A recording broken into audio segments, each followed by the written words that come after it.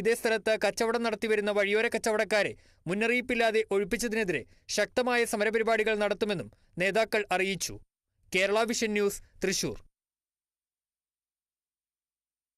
എറണാകുളം മൂവാറ്റുപുഴയിൽ പാർക്കിംഗ് അനുവദിച്ചില്ലെന്ന് ആരോപിച്ച് ആശുപത്രിയിലെ സുരക്ഷാ ജീവനക്കാരെ ആക്രമിച്ച പോലീസുകാരൻ അറസ്റ്റിൽ. സിവിൽ പോലീസ് ഓഫീസറായ ചേർത്തല ചിറ്റേഴത്തുവേലി ഷഫീഖാണ് അറസ്റ്റിലായത്.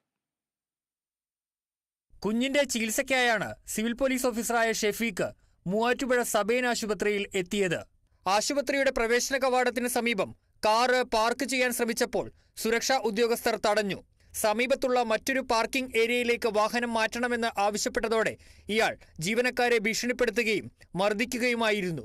എൻ്റെ സമീപം വന്നിട്ട് പറഞ്ഞു, നിനക്ക് എന്താണ് കുഴപ്പമെന്ന് ചോദിച്ചു. ഞാൻ ചോദിച്ചു, എനിക്കെന്താണ് കുഴപ്പം, നീ അടിക്കാൻ ഓടി വരുന്നത്. ഞാൻ പറഞ്ഞു, ആരെ അടിക്കാൻ ഓടി വന്നു?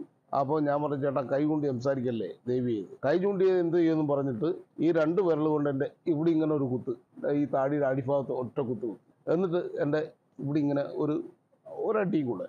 അപ്പോഴും ഞാനൊന്നും മിണ്ടില്ല. ഞാൻ പറഞ്ഞു, ചേട്ടൻ പോട്ടെ, ചേട്ടൻ പോ, അകത്ത് പോയി. അടിപിടിയും ഇങ്ങനെ പ്രശ്നങ്ങൾക്ക് നിൽക്കാതെ, നമുക്ക് താല്പര്യമില്ലാത്ത കേസാണ്. കാരണം ഞങ്ങളാരും ഇവിടുത്തെ ഗുണ്ടകളല്ല. പരിക്കേറ്റ ആശുപത്രിയിലെ സുരക്ഷാ ഉദ്യോഗസ്ഥരായ പുനലൂർ സ്വദേശി സനിൽകുമാർ, വയനാട് സ്വദേശി VK അനീഷ് എന്നിവരെ കോലഞ്ചേരിയിലും മൂവാറ്റുപുഴയിലുമുള്ള ആശുപത്രികളിൽ പ്രവേശിപ്പിച്ചു. Kerala Vision News, Kochi. മലപ്പുറം പള്ളിപ്പുറായിൽ വൻ തീപിടുത്തം. സുൽത്താൻ ബേക്കറി പൂർണ്ണമായും കത്തിനശിച്ചു. 2 യൂണിറ്റ് ഫയർഫോഴ്സ് സംഘം സ്ഥലത്തെത്തി. തീപിടുത്തത്തിന്റെ കാരണം വ്യക്തമല്ല.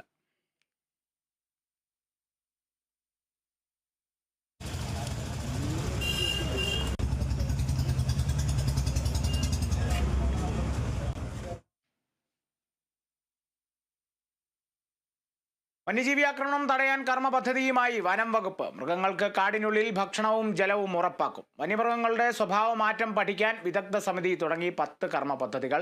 വനമേഖലയിലൂടെ സഞ്ചരിക്കുന്നവർക്ക് സുരക്ഷാ മാർഗനിർദ്ദേശവും പുറത്തിറക്കി. വനം വകുപ്പ് ചേർന്ന ഉന്നതതല യോഗത്തിലാണ് തീരുമാനമുണ്ടായത്. സംസ്ഥാനത്ത് വന്യജീവി സംഘർഷങ്ങളുടെ പശ്ചാത്തലത്തിൽ ചേർന്ന ഉന്നതതല യോഗത്തിലാണ് 10 കർമ്മ പദ്ധതികൾ ഉൾപ്പെടെയുള്ള തീരുമാനങ്ങൾ എടുത്തത്. എല്ലാ ഫോറസ്റ്റ് ഡിവിഷനിലും ആനത്താരകൾ നിർമ്മിക്കാൻ നിർദ്ദേശമുണ്ട്. വന്യമൃഗങ്ങളുടെ സ്ഥിരം സഞ്ചാരപാതകൾ നിരീക്ഷിക്കും. വന്യജീവി സംഘർഷ മേഖലയിൽ പ്രശ്നമുണ്ടായാൽ ഉടനടി ഇടപെടാൻ കഴിയുന്ന സന്നദ്ധ പ്രതികരണ സേന